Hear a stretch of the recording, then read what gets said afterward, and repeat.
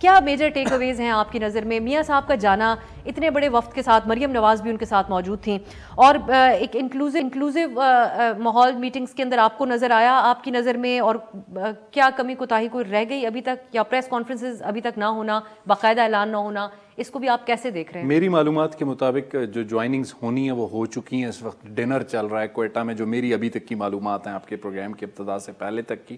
لیکن over all اگر ہم بات کرتے ہیں آج کے دن کی اور میاں محمد نواز شریف کے دورے کی، تو میں اسے دو مختلف پیراؤں سے دیکھ رہا ہوں. سب سے اہم چیز جو مجھے نظر آتی ہے وہ یہ ہے کہ 2018 سے 22 تک کی جو اسمبلی تھی اس میں ایک چیز اسٹیبلش ہوئی کہ بلوچستان کی ایک نیشنل اسمبلی کی سیٹ کتنی اہم ہے. ماضی میں ہم سنتے تھے کہ بلوچستان کی سینٹ کی اہمیت ہے، لیکن 18 میں جب پی ٹی آئی نے گورنمنٹ فارم کرنی تھی تب اسلم بھوتانی اور شاہزین بگٹی ایک ایک سیٹ والے تھے اور اہمیت اختیار کر گئے. 4 ووٹوں والی بی اے پی، 4 ووٹوں والے اختر مینگل صاحب، سب اہمیت اختیار کر گئے. جب یہی حکومت گرانی تھی تو یہی سب دوبارہ اہمیت اختیار کر گئے.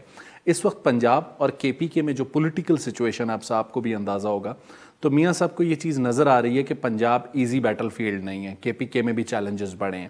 اور اگر اگلی پارلیمنٹ جو موجودہ نمبر گیم ہمارے سامنے آتا ہے، یا میں اور آپ بیٹھ کے جب اندازے لگاتے ہیں، تو ہمیں یہ لگتا ہے کہ ویکیوم اس وقت کراچی کی 14 سیٹوں پر ہے جو کہ پی ٹی آئی نے لی، ایم کیو ایم ان کے لیے اسٹرگل کرے گی. ویکیوم بلوچستان کی 16 سیٹوں پر ہے.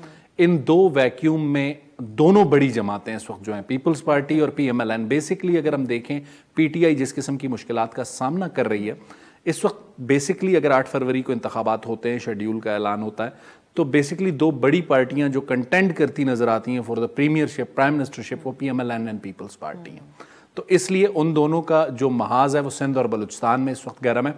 رہ گئی بات بلوچستان کی آج کی ملاقات، میرا خیال ہے میاں صاحب بہت ٹرانسفارم ہو کے لندن سے واپس آئے ہیں. دس از مائی اوپینین. کچھ روز قبل میں نے یہ ایک جگہ اوورآل اوپینین ہے یہ ان ملاقاتوں کی بنیاد پہ آئی ول اسٹیبلش مائی آرگیومنٹ. کچھ دنوں پہلے میں نے یہ بات کہیں تبصرے میں کہی تھی کہ میاں صاحب نے اپنے ماضی سے کتنا سیکھا ہے، اس کا فیصلہ اس بار بلوچستان سے ہوگا. اور آج انہوں نے مجھے جو پہلی پکچر دی ہے as a observer, as a journalist, جو میں اسے دیکھ رہا ہوں، انہوں نے اتحادی جو بھی جماعتیں ہیں، نیشنل پارٹی ہے، پی کے میپ ہے، یہ دو جماعتیں پی ایم ایل این کی نیچرل الائے ہیں، لیکن انہوں نے ان سے علیحدہ علیحدہ ملاقاتیں نہیں کی.